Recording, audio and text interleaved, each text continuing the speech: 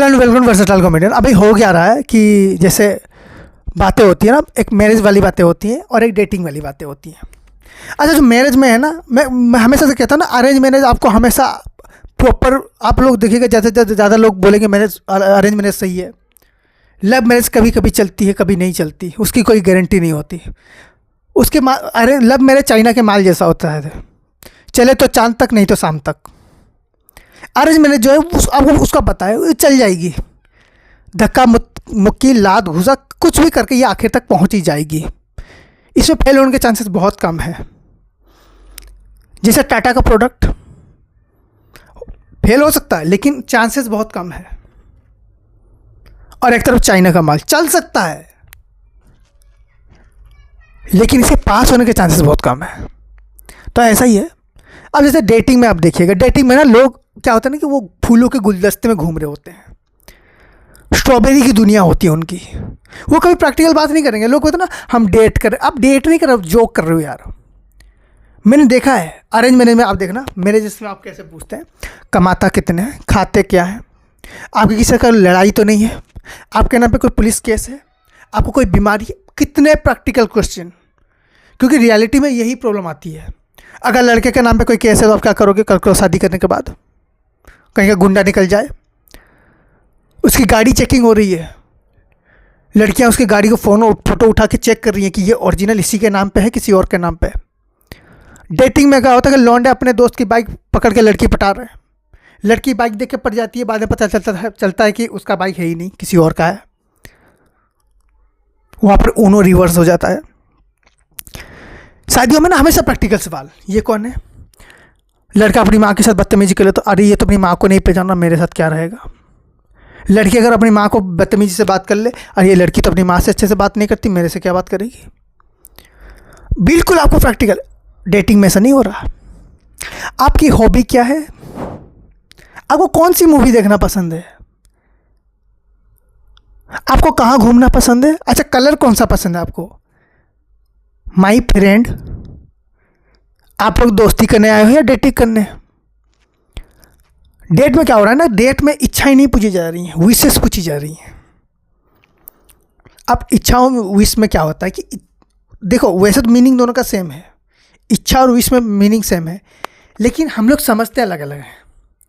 जैसे इच्छा क्या है, जो ज़रूरी है और चाहिए हमें, लेकिन हमारी एक कल्पना है कि ये चीज़ मिल जाती तो बहुत अच्छा होता, वो इच्छा है। और दूसरी चीज़ क्या है, सपना तो है, मिल गई तो ठीक है, चल जाएगा, ये वाली वो वाली बात है। जैसे मेरा विश है कि मुझे आईफोन प्रो मिल जाए। वो होते हैं ना आजकल के लौंडे सारे, आईफोन 16 प्रो मिल जाए, आईफोन 17 प्रो जब आएगा तो वो मिल जाए। लेकिन विश क्या है? विश वो रही। इच्छा क्या है? काश मेरे पास एक मोबाइल होता। वो विश है। दोनों सेम है लेकिन हम उसको अलग अलग सोचते हैं। जैसे आप डेटिंग में चले जाओ ना, वो ऐसी बातें करेंगे जैसे कि दोस्ती नहीं, आप एक दूसरे के बारे में जासूसी करने आए हैं, नॉर्मली जानने के लिए। अच्छा, कैसे हैं आप? जैसे बस इससे ज़्यादा बातचीत ना हम लौंडे बस में कर लेते हैं। कहाँ से? हाँ भाई यहाँ से। यहाँ से कहाँ से? यहाँ से। पिन कोड क्या है? ये है। एक दूसरे का मोबाइल नंबर का पासवर्ड हम लोग आपस में शेयर कर रहे हैं, पिन कोड का पासवर्ड हमने शेयर कर दिया है। आप लोगों ने डेटिंग में इतने चर्चे नहीं किए हुए जितने लौंडे अनजान लौंडे एक दूसरे के साथ बस में शेयर कर लेते हैं, एक दूसरे के बारे में उससे ज़्यादा जान लेते हैं। डेट में हो ही कुछ नहीं रहा। डेट में खाना जा रहे हैं, एक दूसरे के कपड़े को देख रहे हैं, बिहेवियर उनको उसी टाइम पता चल जा रहा है। अरेंज मैरिज 6 महीने तक एक दूसरे की जासूसी हो रही है, 6 महीने तक। इधर से मामा, उधर से उसकी बुआ लगे पड़े हैं भाई, दोनों एक दूसरे की जासूसी करने के लिए। लड़के के अंदर एक गुण गलत निकल गया तो लड़की के अंदर ढूंढा जा रहा है। अगर लड़की के अंदर एक गुण गलत निकला तो लड़के के अंदर ढूंढा जा रहा है। ये होता है competition.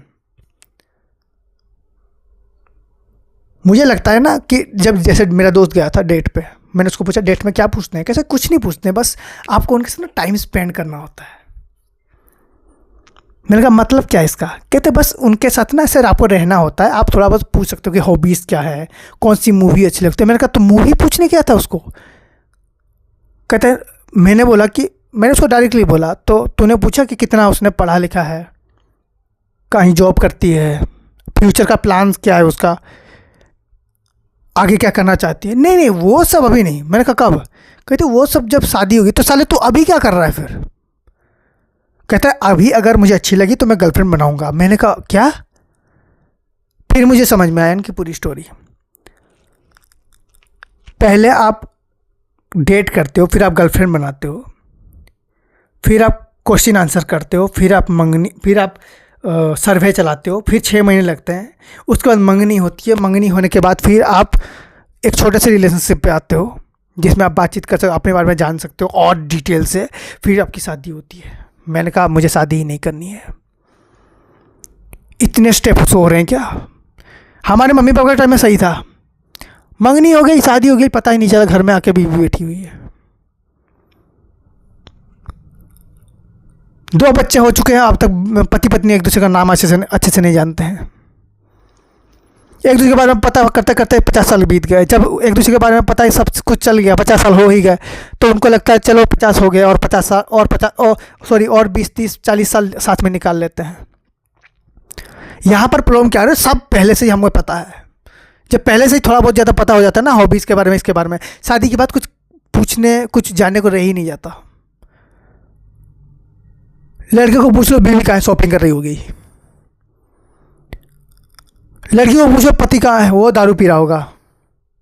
So thank you so much for watching this video. If you like, then please like, share, subscribe and enjoy the video.